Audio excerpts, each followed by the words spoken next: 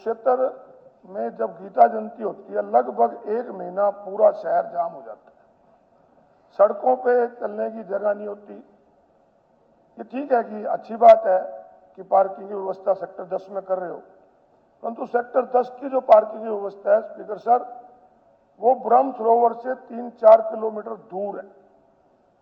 मेरा तो ये प्रश्न है स्पीकर सर कि शहर के जाम की स्थिति को देखते हुए सरकार जो व्यवस्था करती है, जो जैसे हैवी ट्रैफिक है, वो साथ लगते गांव मिर्जापुर है, दयालपुर है, आलमपुर है, वहां से निकालती है। वहां सड़कें बहुत छोटी हैं, जहां सड़कों पे शहर में जाम लगता है, गांव में भी जाम लगता है।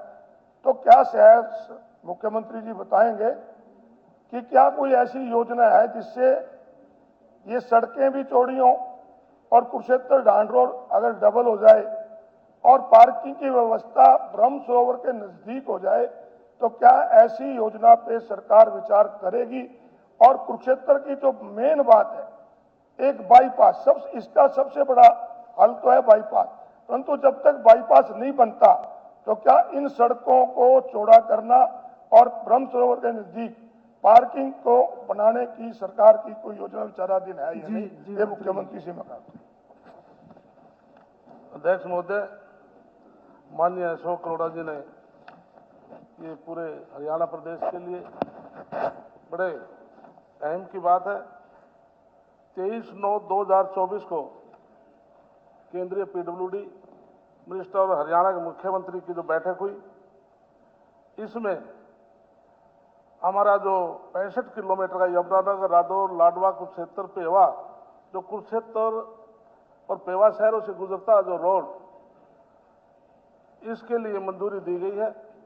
डीपीआर तैयार हो गई है, बहुत जल्दी स्वीकृति मिल चुकी है, इसका काम शुरू हो जाएगा। सेकेंडली, अशोक जी ने पूछा कि शहर के बीच में कंजस्टेड हो जाता है, तो इसके लिए जो 100 फुटा रोड है, लगभग 3.25 किलोमीटर है, इसके लिए 11 करोड़ की लागत से साइकिल ट्रैक और पैदल चलने का स्वीकृति शुरू हो चुकी। एचएसवी पर काम करके जो ब्रह्म सरोवर के सटल के बिल्कुल नजदीक है, इस पर भी कार्य शुरू हो जाएगा।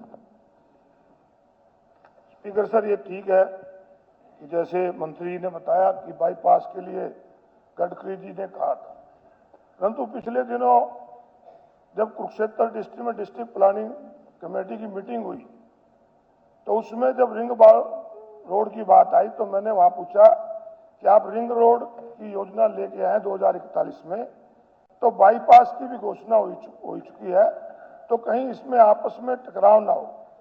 तो उन्होंने कहा कि अभी तक हमारे पास इसकी कोई मंजूरी नहीं है। तो मेरा यह कहना है कि बाईपास जब तक ठीक है बनना चाहिए, अच्छी बात है, हम तो कहते हैं कि बाईपास बने, और मुख्यमंत्री से उम्मीद भी कुरुक्षेत्र के रखते हैं क्योंकि सीएम सिटी है, सीएम सिटी में बनेगा तो अच्छी बात है, हमें भी मुख्यमंत्री के पैदा हो।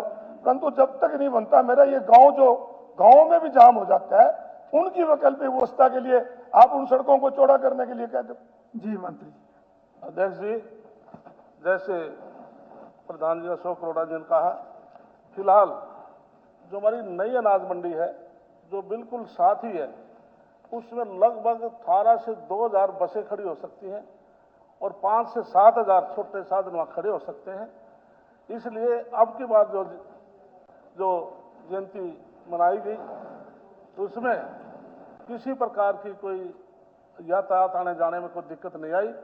तो जैसे प्रधान जी ने कहा कि समय समय पर मीटिंगें होती रहती हैं, तो इसलिए निश्चित तौर से कुरुक्षेत्र हमारे सब के लिए, पूरे हाउस के लिए सम्मानित स्थल है, तो किसी प्रकार की दिक्कत नहीं होनी चाहिए।